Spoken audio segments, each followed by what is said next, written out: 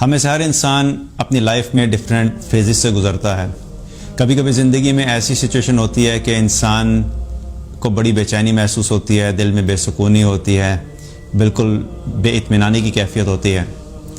ایسی سچویشن میں ہمارا دین ہمیں کچھ ریکمنڈیشنز دیتا ہے کہ اگر ہم ان چیزوں کو اپنی زندگی کا حصہ بنا لیں، ان پہ عمل کریں، تو اس کے ذریعے سے ہم ان مشکلات سے اور ان کیفیات سے نکل سکتے ہیں۔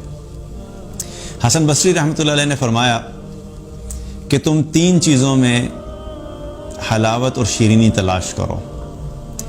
نمبر 1 نماز، نمبر 2 تلاوت قرآن، نمبر 3 اللہ کا ذکر۔ یہ 3 ایسے اعمال ہیں کہ لائف میں جب بھی آپ کو بے چینی محسوس ہو رہی ہو، بے سکونی ہو رہی ہو، تو ان 3 اعمال کے اوپر فوکس کریں اور ان 3 اعمال کو بڑھا دیں۔ نماز ایسا عمل ہے جس کے بارے میں رسول اللہ صلی اللہ علیہ وسلم نے فرمایا جعلت قرۃ عینی فی الصلاۃ، میری آنکھوں کی ٹھنڈک نماز میں ہے۔ آج اگر ہم دیکھیں تو ہماری آنکھوں کی ٹھنڈک نماز کیوں نہیں ہے؟ کیونکہ ہم ویسی نماز نہیں پڑھتے جو ہماری آنکھوں کی ٹھنڈک بن سکے۔ اللہ سبحانہ تعالیٰ نے قرآن میں نماز کے بارے میں فرمایا واقیم الصلاۃ لذکری، نماز قائم کرو میری یاد والی نماز۔ تمہاری نماز ایسی ہونی چاہیے کہ جب تم اللہ اکبر کر کے نماز پڑھنے کے لیے کھڑے ہو تو پھر تمہارے دل اور دماغ میں صرف اللہ ہو۔ جب تک یہ کیفیت نہیں ہوگی تب تک ہمیں نماز جو ہے وہ اس قسم کا فائدہ نہیں دے سکتی جو نماز کا اصل مقصد ہے۔ تو نماز پڑھیں، لیکن نماز ایسی ہونی چاہیے کہ نماز پڑھتے ہوئے ہمارا دل، ہمارا دماغ وہ اللہ کی طرف متوجہ ہو۔ جب اللہ کی یاد والی نماز ہوگی تو اللہ سبحانہ تعالیٰ اس کے ذریعے سے دل کو سکون بھی عطا فرمائے گا، اپنا قرب بھی نصیب فرمائے گا اور اپنی خشیت بھی عطا فرمائے گا۔ دوسرا عمل کیا ہے؟ قرآن کی تلاوت۔ جب بھی بے چینی ہو رہی ہو، جب بھی بے سکونی ہو رہی ہو، قرآن کھول لیا کریں، قرآن کھول کے قرآن پاک کی تلاوت کرنا شروع کر دیا کریں۔